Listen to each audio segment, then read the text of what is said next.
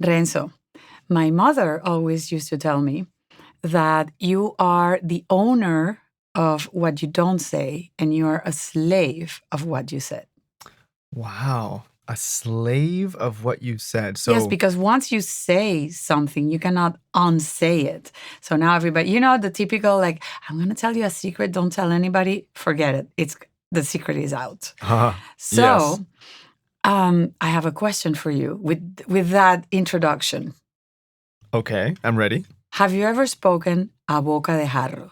Have you ever said something without thinking before and then regretted it? Absolutely. Which has its own other expression, like putting your foot in your mouth. But no, a boca de jarro. Okay, before you answer and you tell me your experience with telling something you have to regret telling, what is this? What are we talking about that?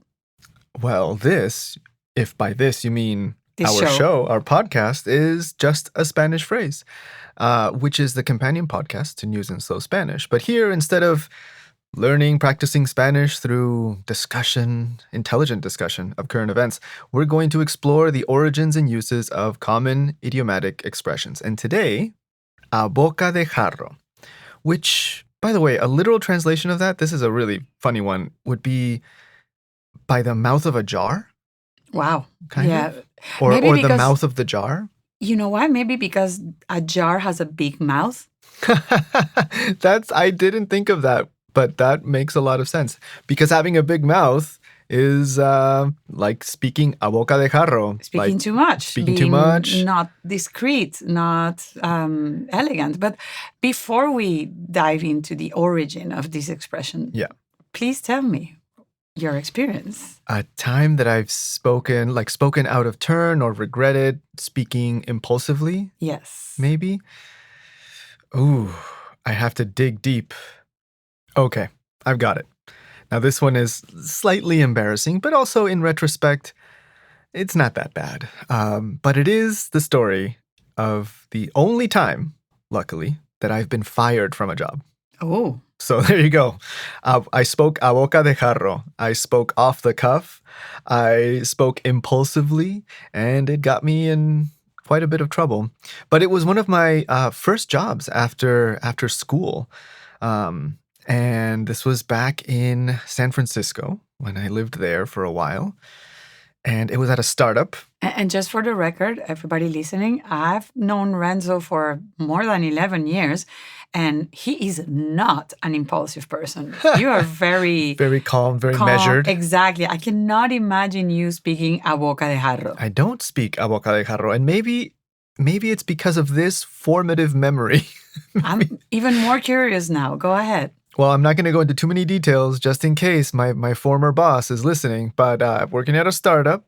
And let's just say that my employer at the time, he had really unrealistic expectations of what we could create.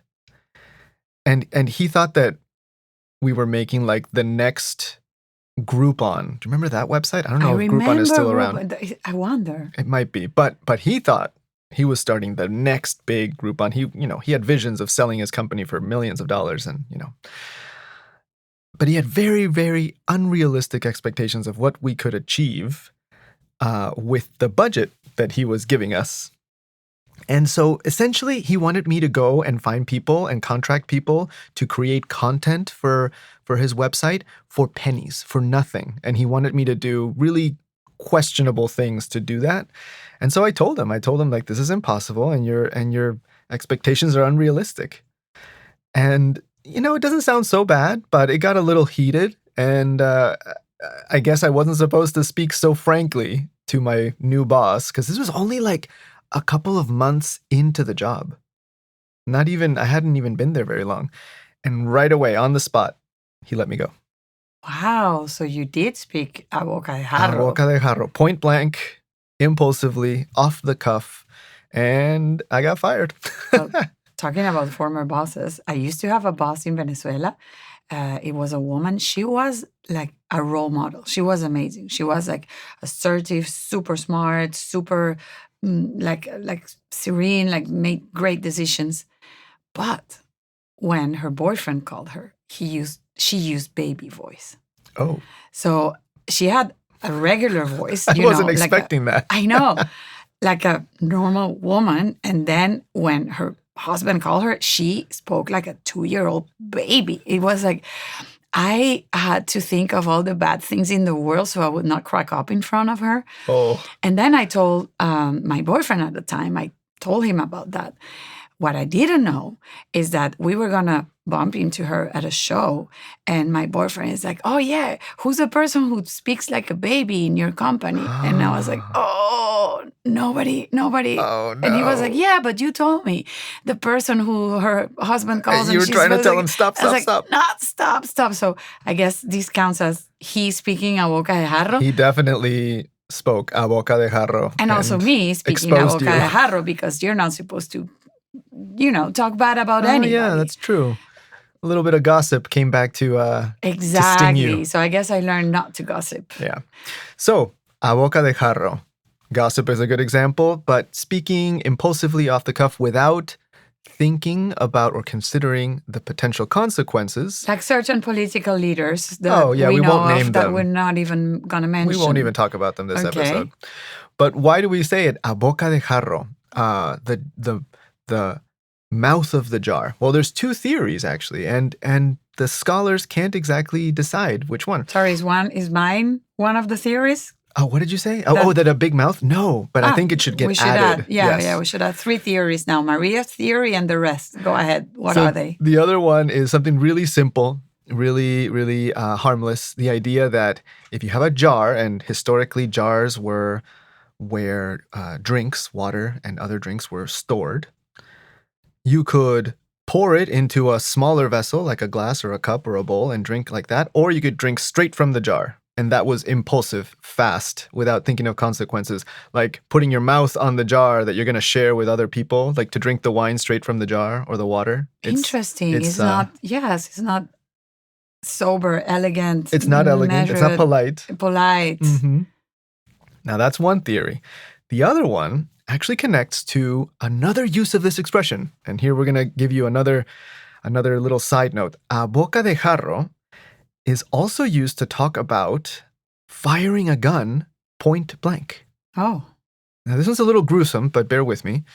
So point blank means that you're firing a gun at someone really close to their body.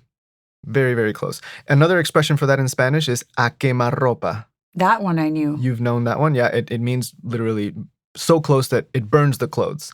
But a boca de jarro, the theory is that, because it's also used in law enforcement when they talk about firing a weapon point blank, they say disparar, shoot, a boca de jarro. So this is kind of gross, but the idea is that if you shoot a bullet into a body so close, the entry wound is large and explosive, like God. the mouth of a jar. Oh, I no. know. I'm sorry I had to go into, but it's really fascinating that that's possibly another origin for this expression, that the bullet wound resembles a wide jar mouth, a boca de jarro. Wow. And probably when you're saying something that you should not be saying, you're like shooting at another person with unrequested words that you cannot unhear after they were said. Exactly. So both of those uses for the expression a boca de jarro, whether it's shooting or speaking, they're all connected that way, the impulsivity of it, and also the bigger unexpected consequences of it. And because language is a live thing, you can add my theory too, and now we have 3 theories to I like that one more explain boca de jarro. You can choose wounds. which one you like, but I also hope you choose to tune in next week when we will be discussing more expressions here in Just a Spanish Phrase. That's right. And between now and then, if you're a subscriber to News and Slow Spanish, also come meet us in rooms where we can have conversations and practice using phrases just like this. And both Renzo and I are always in rooms, and you can talk to us about anything. And if you have suggestions for topics or expressions you want us to discuss here in Just a Spanish Phrase, email us at amigos@newsinslowspanish.com.